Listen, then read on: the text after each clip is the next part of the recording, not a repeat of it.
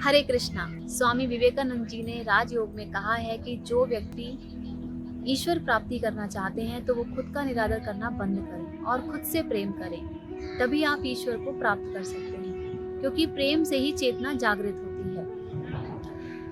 क्योंकि खुद से जब हम प्रेम करते हैं तो हम इमोशनली, मेंटली और हर तौर पे अपने आप को फिट रख सकते हैं। और मैं जानती हूँ कि खुद से प्रेम करना आसान नहीं है, लेकिन जो लोग इसमें सफल हो जाते हैं वो तीनों तरीके से अपने आप को फिट रखते हैं और खुश रहते हैं।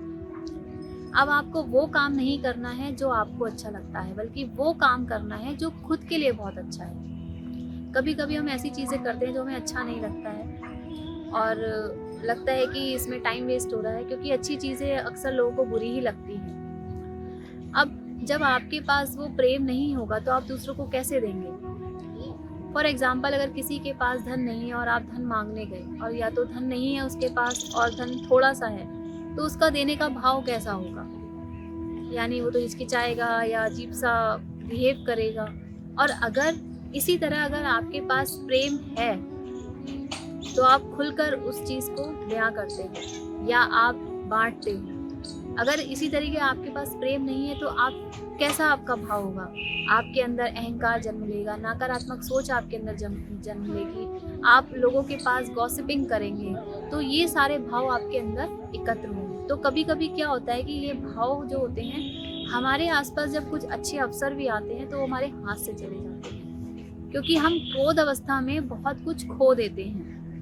जब हमारे अंदर प्रेम भाव होता है तो हमारे अंदर विनम्रता होती है, तो हम जो भी काम करते हैं या जो भी अवसर आता है तो हम सचेत होते हैं उस काम को करने के लिए।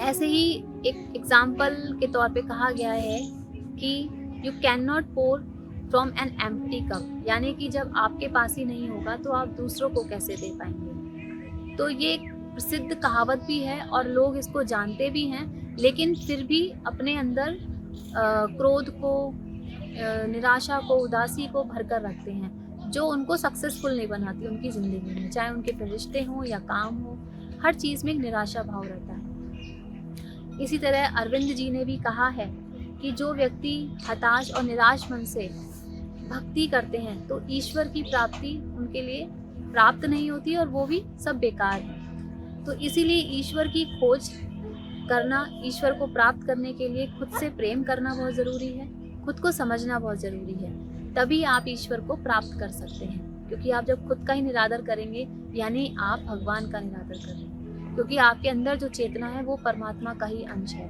तो खुद को समझें और आगे बढ़ें। ऐसे ही आपने भागवत में भी सुना है और देखा भी होगा कि दुर्योधन को प्रेम नहीं था, इसीलिए उन्होंने कृष्ण को ना चुनकर उनकी सेना को चुना। तो वो ये सचेत ही नहीं थे सही और गलत के बारे में, क्योंकि उनके अंदर इतना अहंकार और इतना द्वेष उनके अंदर था कि वो सही गलत पहचान नहीं सके और अंत में उनका क्या हुआ? पतन हुआ, उनकी हार हुई। तो इसीलिए जीवन में सचेत होना बहुत ज़रूरी है। उसके लिए आपको खुद से प्रेम करना बहुत ज़रूरी है। जब आप खुद से प्रेम करेंगे तो आप जीवन में जो भी अवसर आएंगे तो उसके प्रति सचेत होकर आप उस अवसर को अपने हाथ से जाने नहीं देंगे।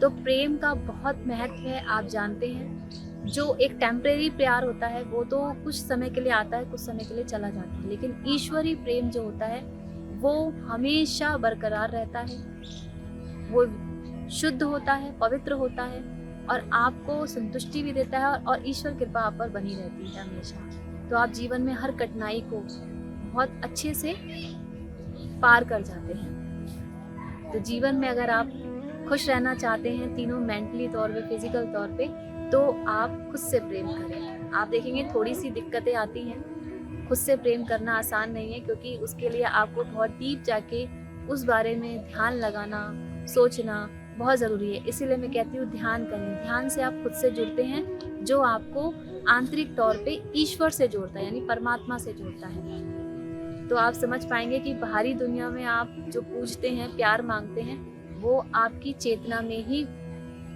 या कहते हैं ना सतत गुण, हम सतत गुण सारे गुणों से परिपूर्ण हैं, बस खोज की ज़रूरत है उस खोज के लिए आप ध्यान करें।